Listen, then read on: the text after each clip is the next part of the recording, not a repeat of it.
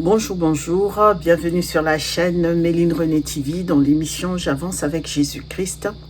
Donc nous allons continuer notre série sur la femme et le nom.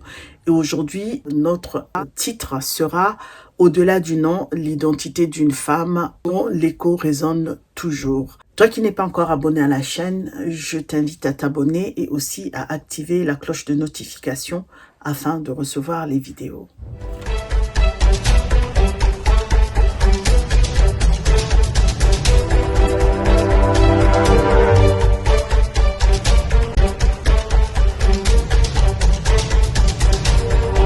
Pour introduire notre cinquième partie, Au-delà du nom, l'identité d'une femme dont l'écho résonne toujours. Donc nous allons introduire ce thème. Un nom est bien plus qu'une simple appellation, il est le reflet d'une identité, d'une histoire et d'une place dans la société. Lorsque le nom d'une femme est prononcé et retenu, il témoigne de son existence et de son influence. Bien entendu, l'identité d'une femme ne se résume pas à un nom. Bien qu'un nom soit un marqueur essentiel de connaissance sociale, l'identité est une réalité plus profonde qui englobe l'histoire, les valeurs, la culture, la foi et le rôle qu'une femme joue dans la société. Pourtant, dans de nombreuses civilisations, l'identité féminine a longtemps été définie à travers le prisme masculin. Une femme était la fille de son père, l'épouse de son mari, la mère de ses enfants. Son individualité, ses aspirations et sa voix étaient souvent reléguées au second plan. Cependant, au fil des siècles, nombreuses sont les femmes dont les noms ont été effacés, ignorés ou réduits à leur seule relation aux hommes.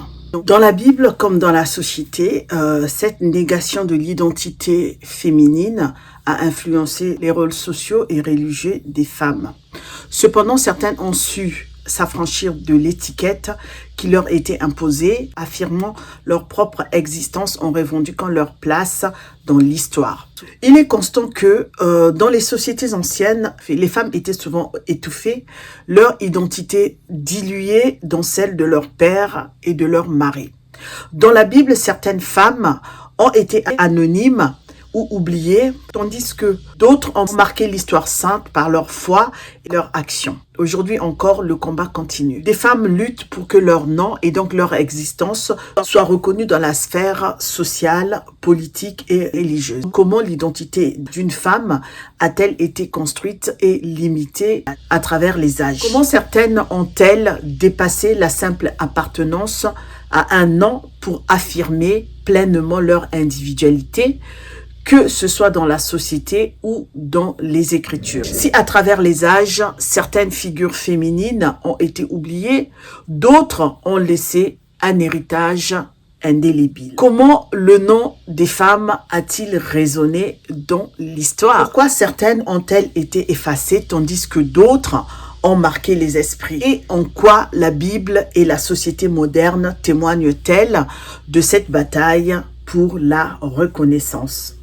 Notre premier point sera l'identité féminine limitée par les normes sociales et culturelles. Dans la société, l'identité des femmes a souvent été façonnée par des structures patriarcales qui les ont définies en fonction des hommes de leur entourage. L'identité assignée aux femmes dans l'histoire. Nous avons l'absence de reconnaissance légale. Pendant des siècles, les femmes n'avaient pas de statut juridique indépendant.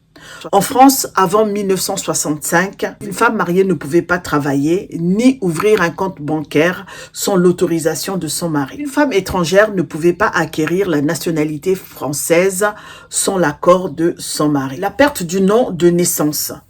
Dans de nombreuses cultures, les femmes perdent leur nom de jeune fille en se mariant, comme si leur identité propre disparaissait pour être absorbée par celle de leurs époux. L'exclusion des femmes dans l'éducation et de la politique. Dans l'Antiquité et jusqu'à une époque récente, les femmes étaient considérées comme inaptes aux responsabilités publiques. Elles étaient cantonnées au rôle de domestiques, réduisant leur identité à leur fonction maternelle ou conjugale. Les stéréotypes qui enferment l'identité des femmes. Dans la société traditionnelle, une bonne femme devait être discrète, obéissante, maternelle. Celle qui sortait dans le cadre était mal perçue. Une femme ambitieuse était jugée arrogante. Une femme célibataire était considérée comme incomplète. Encore aujourd'hui, des clichés persistent. Une femme qui réussit dans un domaine masculin est souvent questionnée sur sa légitimité. Et son identité est parfois réduite à sa capacité à concilier travail et maternité. Le deuxième point sera le nom des femmes, un effacement progressif dans les sociétés anciennes. Dans la civilisation antique, les femmes étaient souvent considérées comme appartenant à leur famille. Leur nom était secondaire par rapport à leur lignée masculine. L'anonymat imposé aux femmes.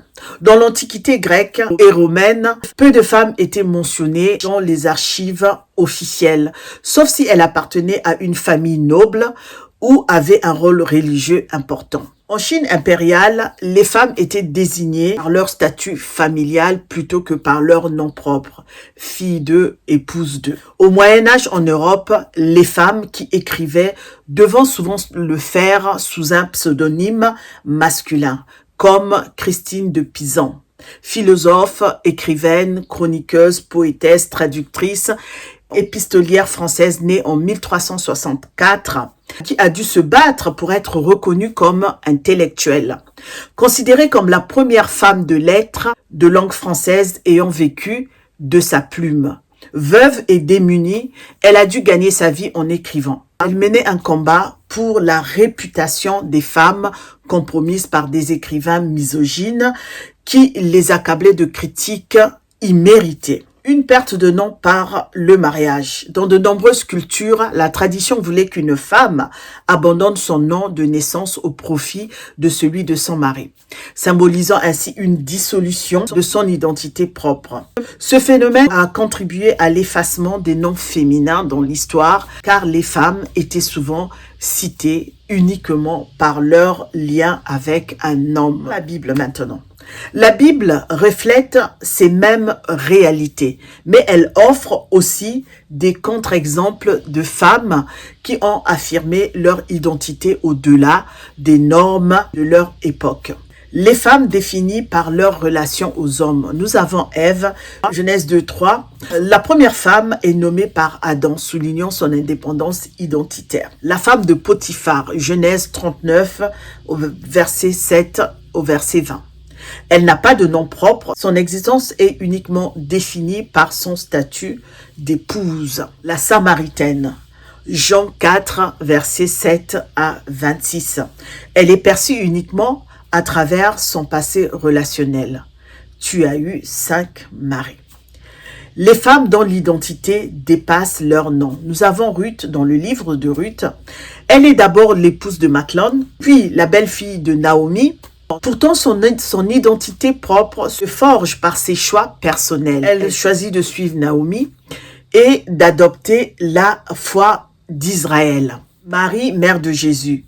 Elle est plus qu'une mère. Elle est une femme de foi qui accepte un destin exceptionnel et marque l'histoire chrétienne par son engagement spirituel. Ces exemples montrent que si la Bible reflète parfois la condition limitée des femmes, elle met aussi en avant celles qui ont dépassé ces contraintes pour affirmer leur propre identité. La Bible est donc un miroir de ces réalités historiques. Certaines femmes restent anonymes alors que d'autres s'imposent par leur nom et leurs actions. Les femmes sont nom dans la Bible. Nous avons cité par exemple la femme de Potiphar, mais nous avons aussi la femme de Lot, Genèse 19, verset 26. Un personnage important dont l'identité propre est restée inconnue. La femme hémorroïse. Marc 5, verset 25 à 34, qui est définie uniquement par sa maladie et non par son individualité. La femme adultère. Jean 8, verset 3 au verset 11, réduite à son péché plutôt qu'à son histoire personnelle. Les femmes dont les noms résonnent dans l'histoire biblique.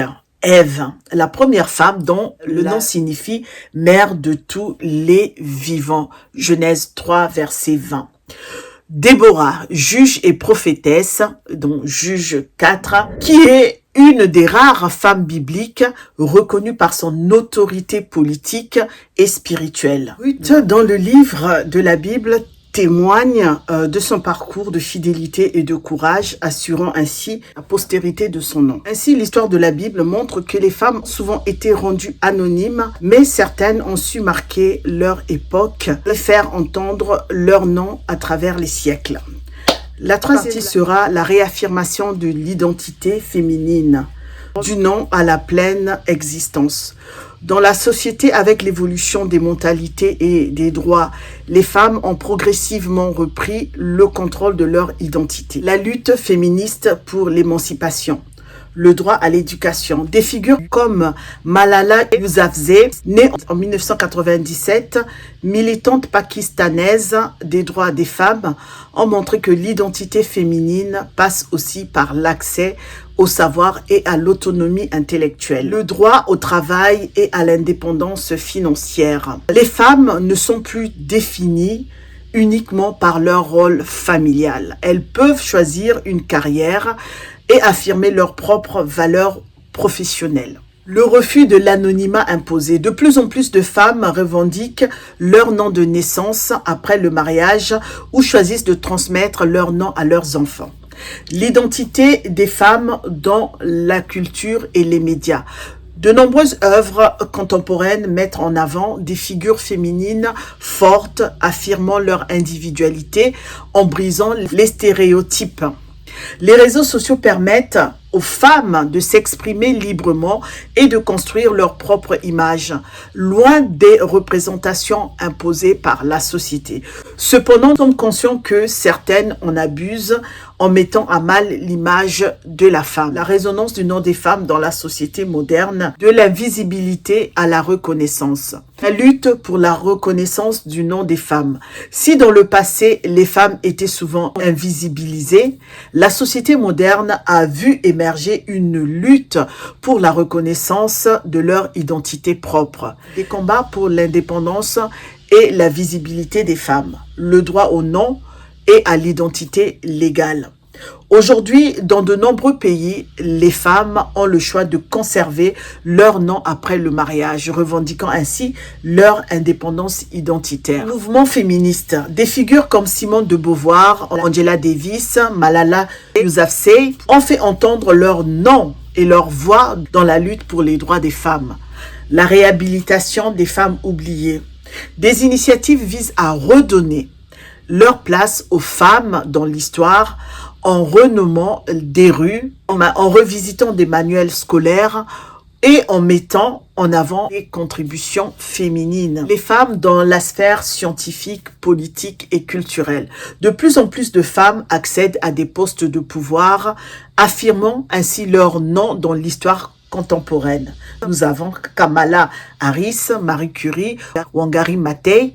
Le cinéma, la littérature et les médias participent à la mise en lumière des femmes qui ont marqué l'histoire, corrigeant peu à peu l'effacement du passé. Dans la Bible, nous avons déjà parlé de certaines femmes. Certaines figures bibliques illustrent la possibilité de l'identité féminine qui transcende les rôles traditionnels. Nous avons déjà parlé de Déborah, juge et prophétesse. Elle est une femme d'autorité dans un monde dominé par les hommes. Son identité ne repose pas sur son mariage ou sur sa maternité, mais sur sa sagesse. Nous avons aussi Marie-Madeleine qui était disciple de Jésus. Elle passe de pécheresse, étiquette imposée par la société, à témoin de la résurrection, affirmant ainsi son rôle dans l'histoire du christianisme. Nous avons aussi les filles de Tsélophade, Nombre 27, versets 1 à 11. Elles revendiquent le droit à hériter du nom de leur père, remettant en question les lois patriarcales en obtenant justice grâce à leur voix. Ces figures bibliques montrent que l'identité d'une femme ne doit pas être définie uniquement par son lien aux hommes, mais aussi par sa foi, ses actions et ses choix. En conclusion, l'identité d'une femme va bien au-delà d'un simple nom. Dans l'histoire comme dans la Bible, les femmes ont été réduites à des rôles secondaires. Leur existence souvent conditionnée par les hommes qui les entouraient. Mais certaines ont su dépasser ces limitations, affirmant leur individualité, leurs valeurs et leur mission. L'écho du nom des femmes a longtemps été étouffé par des structures patriarcales dans les sociétés anciennes, comme dans la Bible. Beaucoup ont été réduites à l'anonymat, leur existence se résumant à leur lien avec les hommes. Pourtant, certaines ont marqué l'histoire par leur courage et leur foi, faisant entendre leur nom à travers les âges. Aujourd'hui, les femmes continuent de lutter pour une reconnaissance pleine et entière de leur identité, qu'elle soit professionnelle, politique, sociale, spirituelle. Cette lutte continue encore pour que les noms des femmes soient reconnus, honorés et inscrits dans l'histoire collective.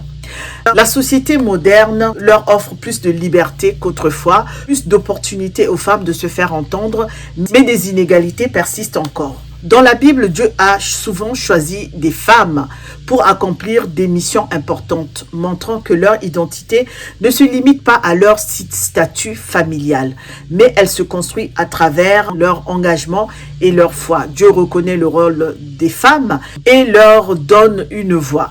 Il a permis que certaines d'entre elles laissent une empreinte indélébile dans l'histoire sacrée, montrant que leur valeur ne réside pas seulement dans leur statut social, mais aussi dans leur foi et leurs actions. Affirmer son identité en tant que femme, c'est revendiquer le droit d'être reconnue pour ce que l'on est vraiment, au-delà des étiquettes imposées. C'est refuser d'être défini uniquement par les autres et autorisé à exister pleinement dans la société comme devant Dieu. Ainsi, le nom des femmes n'est pas qu'un mot inscrit sur un registre, c'est le symbole d'une existence, d'un combat et d'une mémoire qui résonne encore aujourd'hui. Car une femme dont le nom est retenu est une femme qui ne sera jamais oubliée. Nous sommes à la fin de notre 5e partie sur la femme et le nom. Toi qui n'es pas encore abonné à la chaîne, je t'invite à t'abonner et aussi à activer la cloche de notification afin de recevoir les vidéos. Nous sommes sur la chaîne Méline Renée TV dans l'émission J'avance avec Jésus-Christ. Je vous dis à très bientôt, peut-être pour une autre partie sur le nom de la femme ou simplement sur la femme, parce que nous aimons bien dans cette chaîne parler du rôle de la femme dans la société et dans l'église, surtout dans l'église. Je vous dis à très bientôt, restons en paix, soyons en paix. C'était Méline, au revoir et soyez bénis, à très bientôt.